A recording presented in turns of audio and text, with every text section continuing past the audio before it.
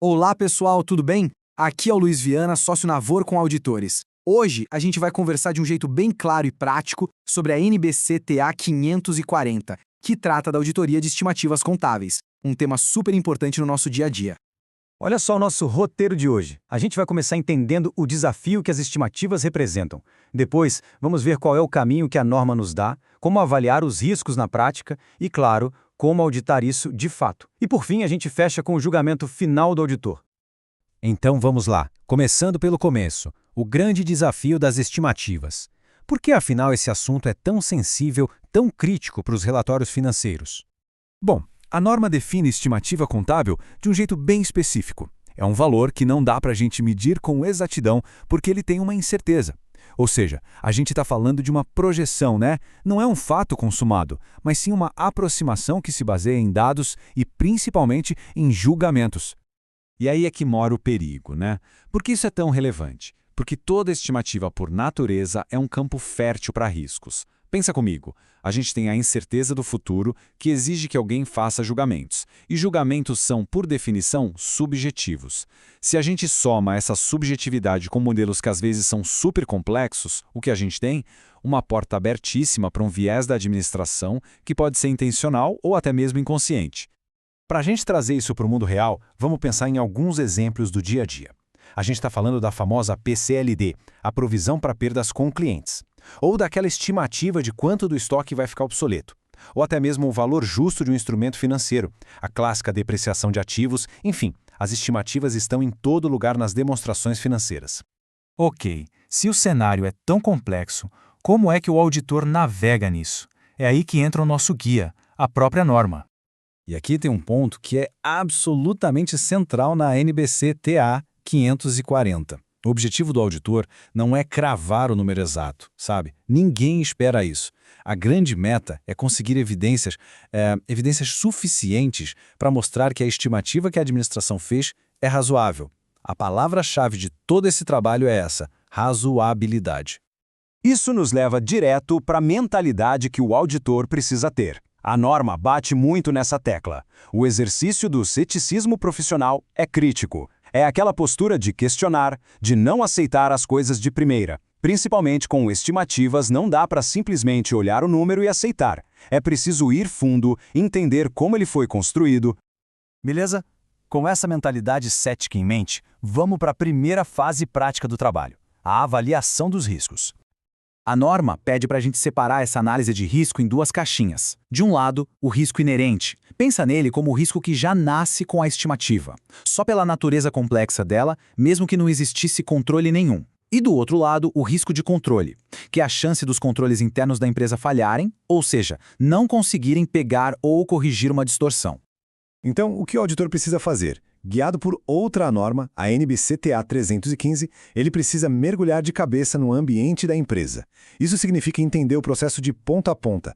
Que transações geram a necessidade de estimar? Como a gestão calcula isso? Quais são os controles internos? E, muito importante, como a governança da empresa supervisiona tudo isso? Ok, os riscos foram mapeados. E agora? Qual é a resposta do auditor? Como é que se audita isso na prática? A norma nos dá basicamente 3 abordagens que o auditor pode usar separadas ou até combinadas. A primeira é olhar para frente, revisar eventos que aconteceram depois do fechamento do balanço, mas antes de assinar o relatório. A segunda é olhar para dentro, testar o processo da própria administração. E a terceira é criar um paralelo. O auditor desenvolve sua própria estimativa para poder comparar.